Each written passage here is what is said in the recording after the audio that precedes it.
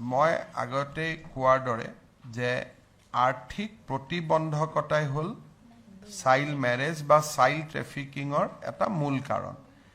এই আঁচনিখনে এটা সুদূৰ প্ৰসাৰী প্ৰভাৱ পেলাব বুলি মই আশা কৰোঁ, কাৰণ ভাৰতৰ কোনো ষ্টেটতে ইমান ডাঙৰ ইণ্টাৰভেনশ্যন আজিলৈকে হোৱা নাই।